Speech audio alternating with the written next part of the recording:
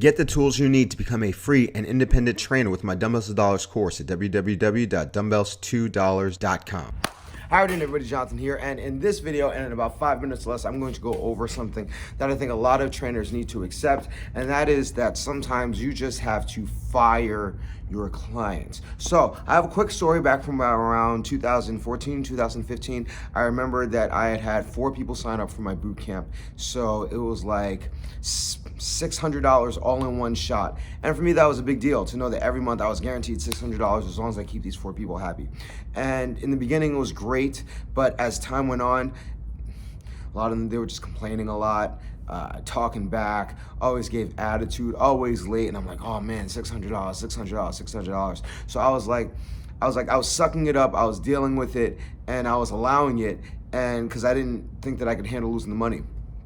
So long story short, they ended up leaving eventually, because everybody ends up leaving eventually, especially when you have rough clients. And I noticed to myself, I didn't miss that money so much. I replaced them with people that complained less, paid on time, came on time. They were the perfect client. And I wondered to myself, why did I put myself through all that stress? And I promised that I would never do that again. And that's been especially true now that I have my own brick and mortar spot. So fast forward a couple years, I have had a client for, like 8 years, 7, 8 years. And this person, it's like Jekyll and Hyde, where 50% of the time she's like really great. And then the other 50% of the time, just will not stop, always complaining, loudest one in class, and I'm like, yo, you need to relax. And so it came to a head where she was at the end of a 3-month period, and I was already thinking about maybe I don't want to bring this person back on because it's not worth the stress. And that day that I was like going back and forth, she just said like one thing that just went over the line for me, and I was like, you know what? She could tell that she got under my skin. She tried to apologize after class. I was like, listen, we're going to talk about this personally. I already made up my mind what was going to happen. And so I said, listen, it's probably going to be best. You're at the end of your contract. If we go our separate ways, you find a new gym. All right. And this is a client that I had for over 7 years, maybe about 7, 8 years. And this is a client that I actually like a lot. But at the same time, when this person went off, they went way off to the point where it's not good for business. It's not good for my own mental health.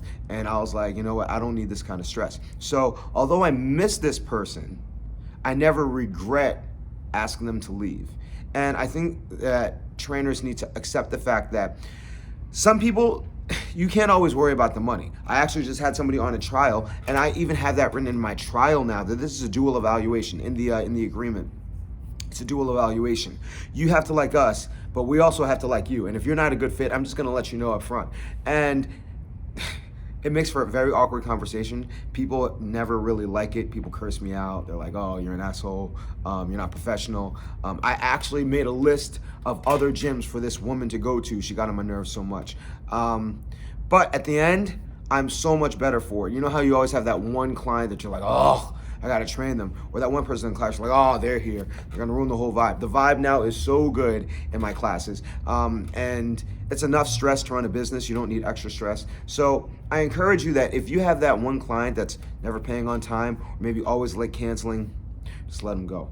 Let them go. Like, if you're that worried about the money that you're losing, make up that hour like driving Uber. I'm not even joking, because the amount of stress that the wrong client can put on you, it's just not worth it. It's not worth it. So I want to encourage you to like take control of your business and make sure that you only surround yourself with people that you want to train, because you're going to be very intimately connected with this person for an extended period of time. You don't need the kind of person that you're not going to vibe with. I've made that decision. It's made my business so much easier to run, and I hope you do the same. So I want to hear your stories. If you have a client that really gets on your nerve, why they got on your nerve, and how you want to handle it. But I want to keep this video under 5 minutes, so I just thank you for watching this video. As you saw, I will bring the Dumbbells to Dollars course back. I just have to do so under different circumstances, but I'll keep you posted with information on that soon. So I gotta head out. Thanks for watching, and as always, remember to eat healthy, hydrate, drive safe. Stress out, don't get rest. Don't stop anybody. Love the client. Say I love you back. I'll see y'all tomorrow or the next day, and you have a good one.